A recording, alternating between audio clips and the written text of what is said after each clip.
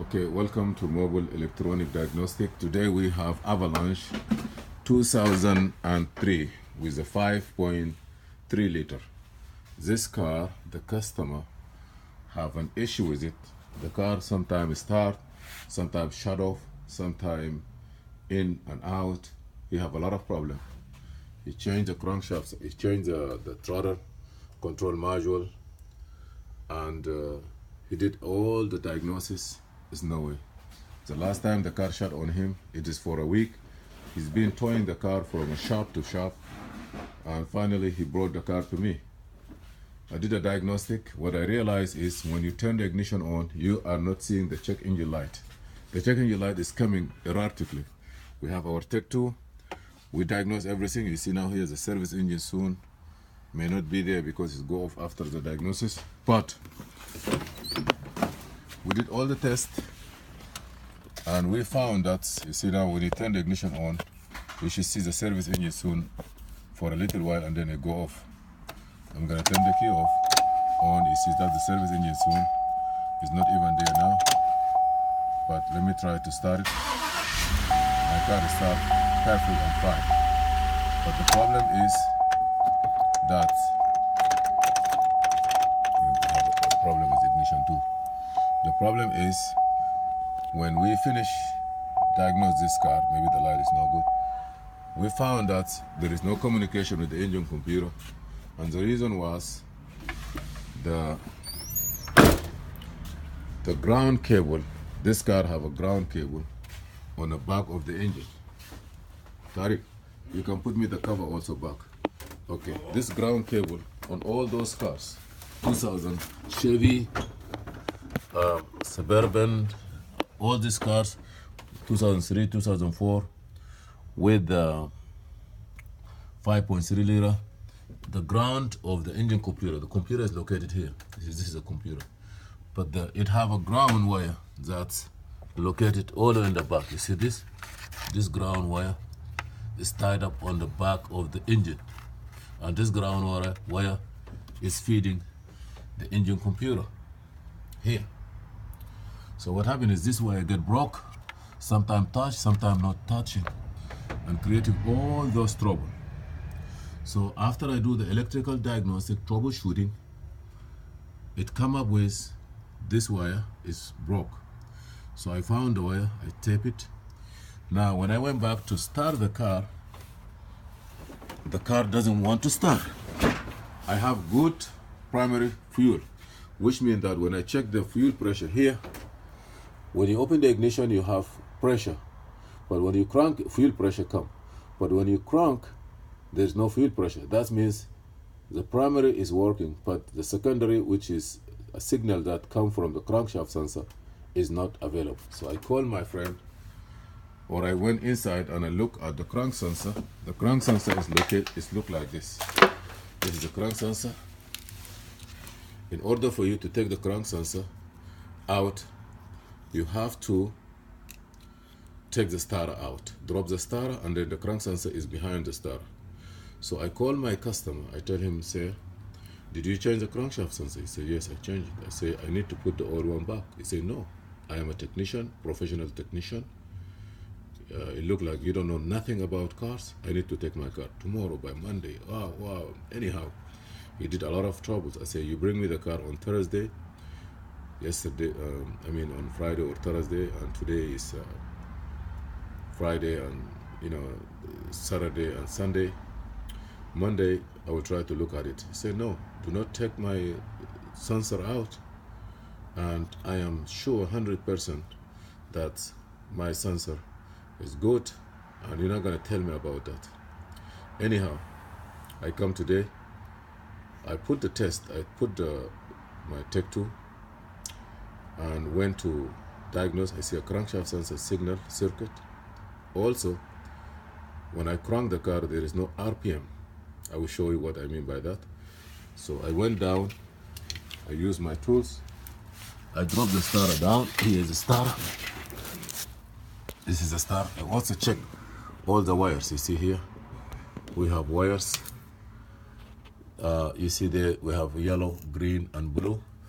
The crankshaft sensor is behind behind see there, behind the starter. So if you need to take it, you have to take the starter out. What we did is we took the crankshaft sensor out and we put the used one that he has it before inside. I was not even come out of the car. I tell my boy to start the car, and the car started right away. Perfect. Now I have a video for crankshaft sensor signal. Let me go back. I will show you what I mean by crankshaft sensor signal. Which means if you have a code for crankshaft sensor signal, and then you want to see the data, you can go to the engine data. The engine data will tell you that if there is any signal or not. So now I have this car here. I will put the light up. I'm going to turn the ignition on. I will tell my tech 2. And when he brought this car, he said, I need this car with I need this car to program the security, or he said I need to change the BCM. The body control module is a computer that located under the steering column there. This is a body control module. He said he want to buy a body control module to program, to put it on program, but the problem is not a body control module. Okay, so now what happened is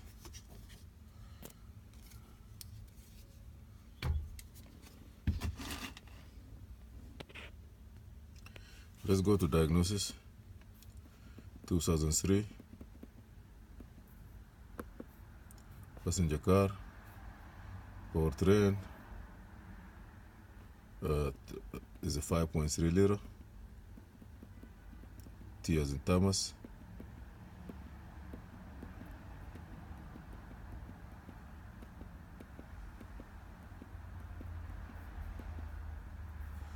Let me back, maybe I choose a wrong car. You have to go to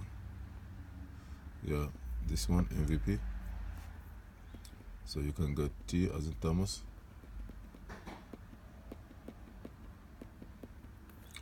This is Thomas.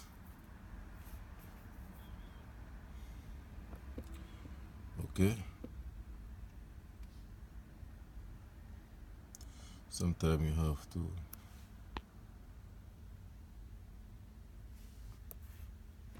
click OK. All-wheel drive with throttle control. Diagnose. I don't need diagnose. Diagnose, you can get a crank signal maybe.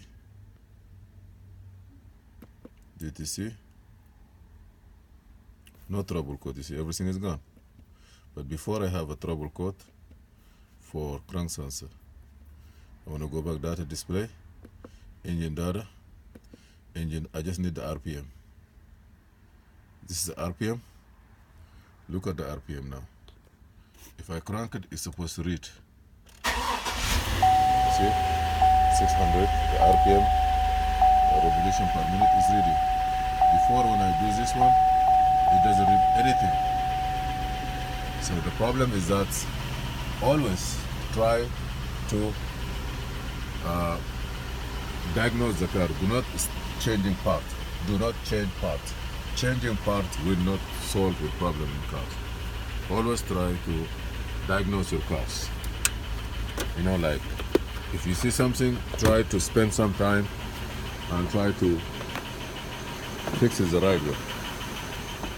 Now my car is running good. I see there's anti-lock brake light on. Let me see what that means, the anti-lock brake.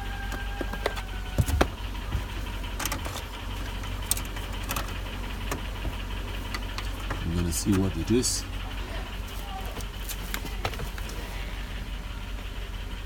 Okay.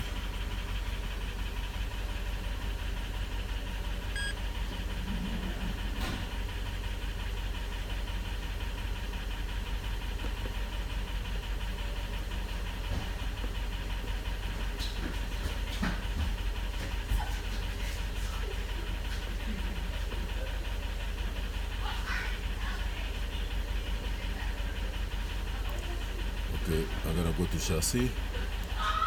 This car is K equal. Okay.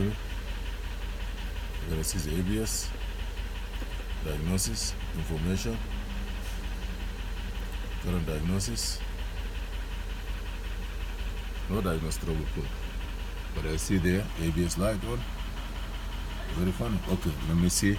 I see the brake is up. Let me pull this. Now the brake is off. Now I don't see anything in the seat. I only have ABS light is on. The handbrake is off, but I don't see no codes. Let me go back. Maybe it's not ABS. Maybe it's a history. We go back. Go to history. Right front wheel speed signal, rear wheel speed signal missing, rear wheel speed signal erratic, wheel speed sensor mismatch. Okay, all this they say history. Description not available. Right wheel speed sensor, rear wheel speed sensor. All these codes are available. Hold on. So I'm gonna turn the engine off.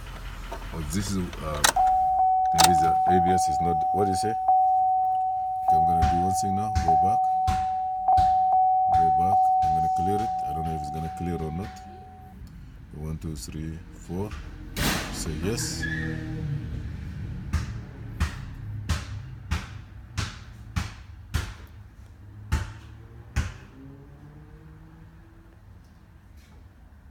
DTC information. You see the anti-lock brake light is gone because there is no code now.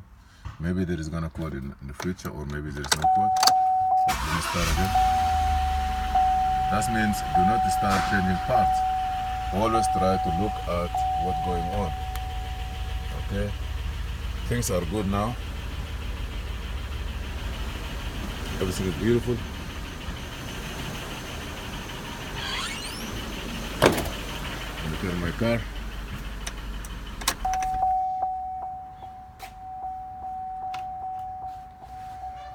I'm gonna take all my chargers, all my stuff, and the car is fixed finally.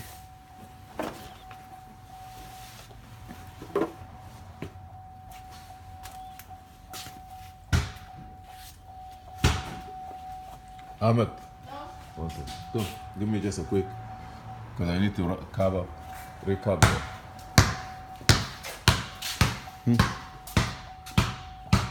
I want to recap. So, thank you for watching Mobile Electronic Diagnostic, and always try to be sure what you are doing. If you are fixing a car, or if you are going to replace a part, be sure that there is a reason for you to replace the part, not just taking part and throw it into the car. The throttle body costs about almost $250. This piece here maybe is cost $80 or something, or $50. Drop the starter down. You are creating another problem. Okay, the first problem of this car is electrical short. We fix it, but now we have other problem that's created by changing another crankshaft sensor, which is not belonging to the car. Thank you for watching Mobile Electronic Diagnostic, and see you in another video.